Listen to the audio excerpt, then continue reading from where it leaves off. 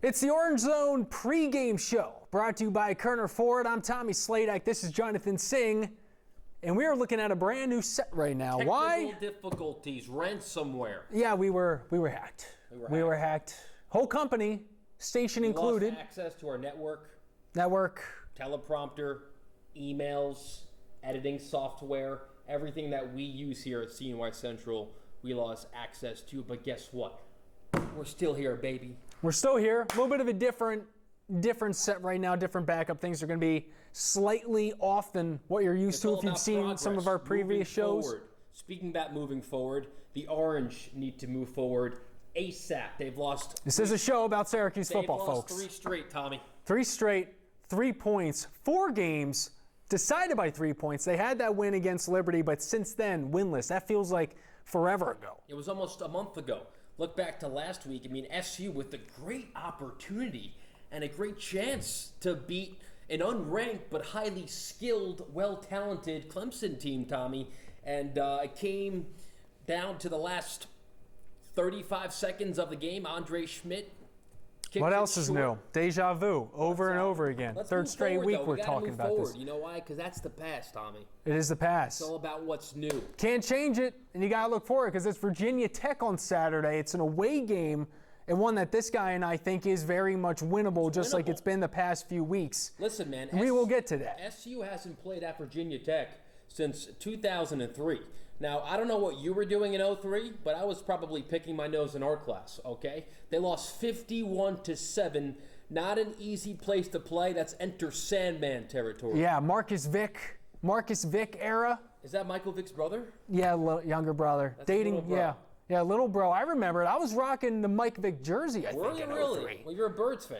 I'm a Birds fan. This was Falcons, and then you know the whole spiel of what happened after that. But in the moment, yeah, big Mike Vick fan in those early days. The Madden, he was impossible to beat. But let's stay on track here. Anyway, Hokies this Saturday, and we will be getting to that. But in terms of this overview, we talked about the 3 straight losses by 3 points. And this Saturday, there will be a guy not there, number 13, Tommy DeVito.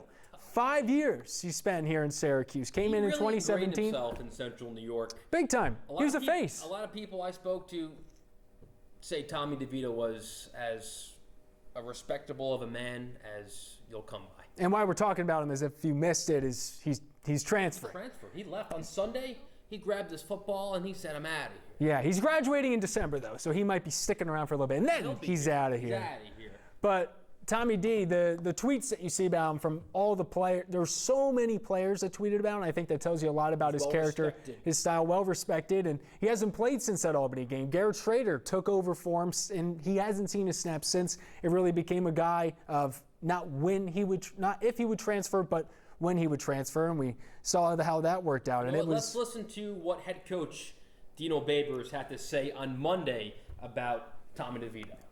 We're tied at the hip. I love that guy. He's part of our family. He's going to always be a part of our family, and we're going to always root for him. And we wish him nothing but the best. We really do. We all support him and do what's best for you. But I think, like I said, he'll have an opportunity to go play another good school.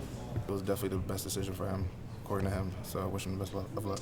Moving forward now, the Orange on the road on Saturday against the Virginia Tech team that lost to Notre Dame by 3 points and then lost to arguably the best team in the conference, Pittsburgh. Now, SU also trying to bounce back after a couple of losses. What are your thoughts on this matchup entirely? Matchup entirely it's one I think Is this winnable?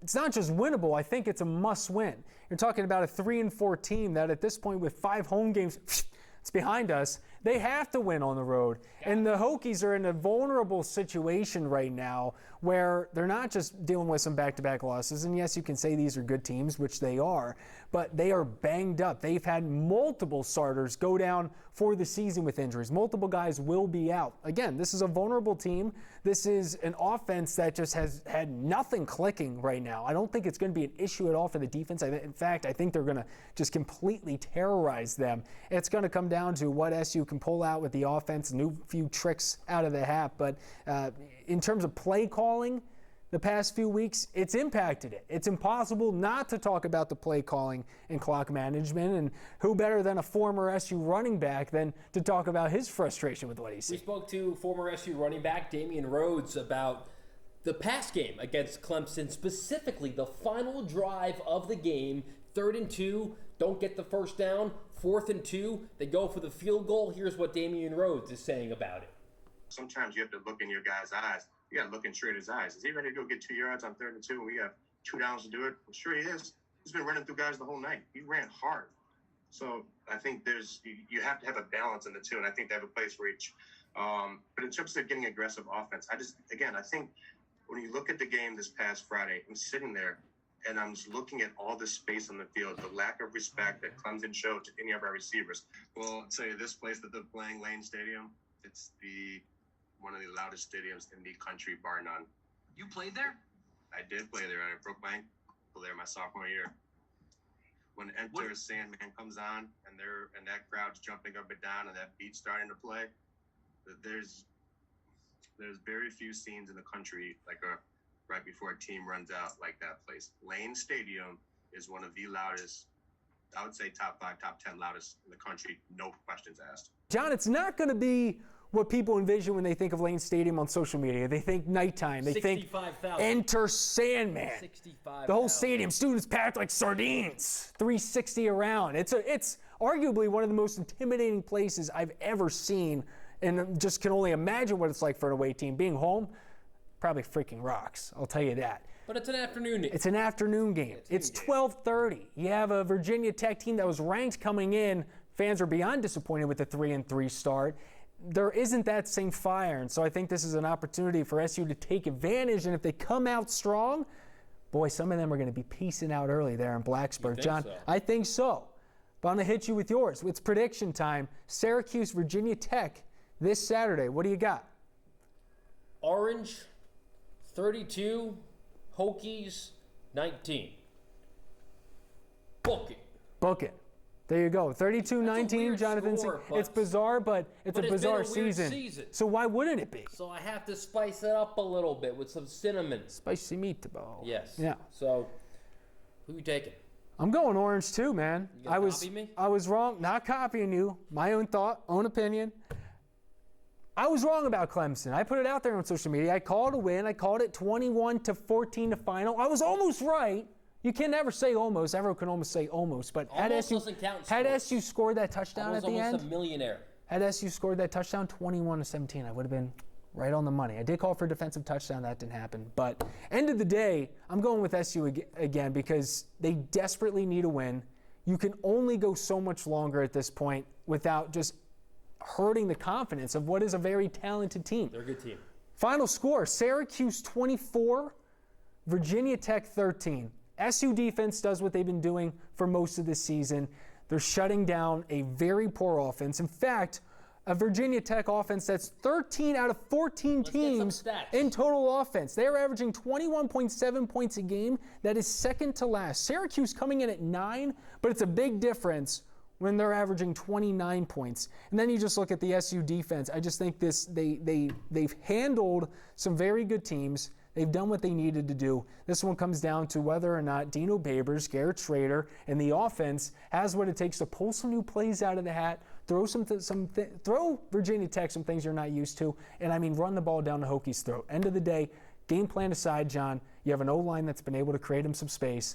You give the ball to 34 until they can stop it. But this one, I think, is going to be a big, big win for SU. It's going to be very hurtful for the Hokies, but that's what I got. But podium player, one of our favorite segments, the guy that's going to be at the press conference afterwards wearing an SU uniform. Who's the guy from this team? Who's the media talking to? Honestly, I'm going to keep it simple. I'm going to go with Garrett Schrader, even though he's going to be at the podium regardless. That was, if you were the odds on that, that would be, you bet 100 on that, I think you'd win $16.